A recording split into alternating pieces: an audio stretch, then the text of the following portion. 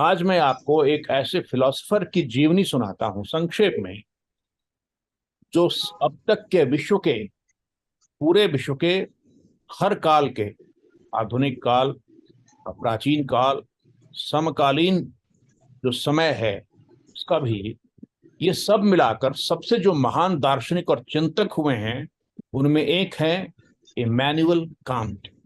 ध्यान से सुनिए, इमैनुअल कांट। ये ऐसे बाल आपको कहाँ मिलेंगे? देखिए कैसे रोल किया हुआ है, देख रहे हैं साइड में।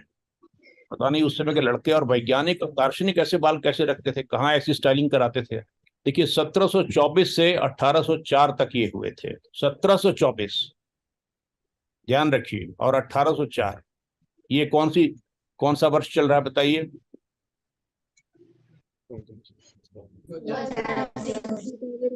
कई सौ वर्ष पहले की बातें हैं ये। तब इतना सुंदर बाल था, देखिए आप समझिए इनको। ये एक जर्मन दार्शनिक थे।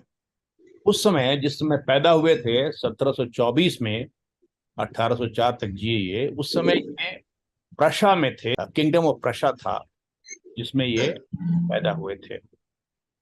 जर्मन फिलोसोफर हैं। तो मैं इनके बालों के बारे में आपसे बात कर रहा था ना, बाल कितने सुंदर इनके हैं। आप न्यूटन को देखेंगे तो उनके भी बाल बहुत अद्भुत और सुंदर हैं।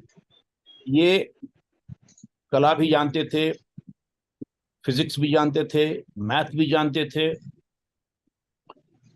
ये विषय पढ़ा सकते थे, थियोलॉजी भी जानते थे, ये सब विषय पढ़ा सकते थे। लेकिन इन्होंने इन सब विषयों पर पुस्तक लिखने के बाद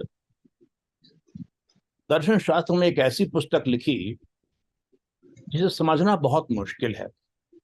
कोई भी जो पढ़ता है उसे, तो उसका माथा चक्कर खा जाता है। आप पढ़ेंगे अगर कार्ल मार्क्स की डास कैपिटल, तो उसको पढ़कर भी माथा चक्कर खाने लगता है लोगों का।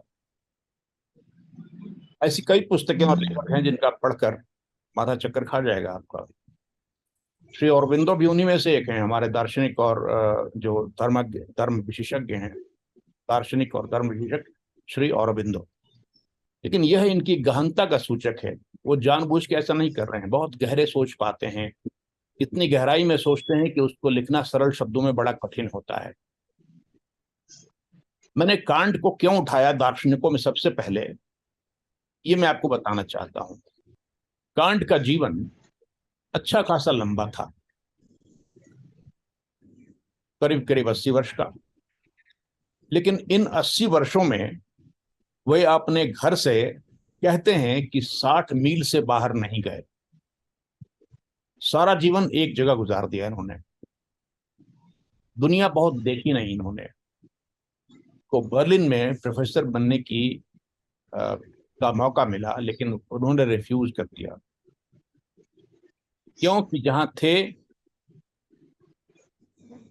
कोइंसबर्ग में, वहीं रहना चाहते थे ये। कांट का जीवन, इमैनुअल कांट का जीवन एक ऐसा जीवन है जो बिल्कुल रेगुलेटेड था, बिल्कुल रेगुलेटेड। एक एक चीज समय पर देख कर करते थे वो। 10 बजे रात को डॉट पे सो जाते थे, 5 बजे सुबह में डॉट पे उठ जाते थे।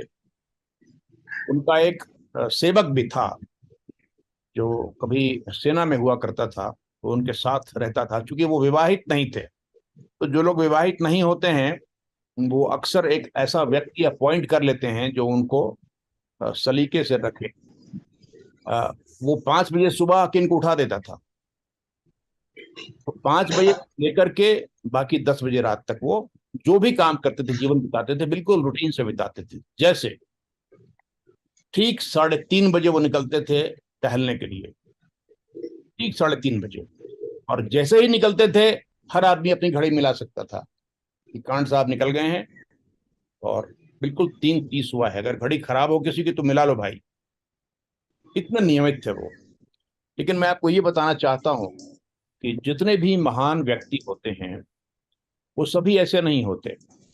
आप बच्चे हैं और गुरुकुल में पढ़ते हैं, और बचपन में विशेष रूप से ये जो चीज है बहुत काम आती है अगर आपका समय बंधा हुआ हो तो। और उसके जो आदर्श हैं समय बांधने का, वो हैं इमैनुअल कांट। मैंने इसीलिए उनका जिक्र आपसे किया।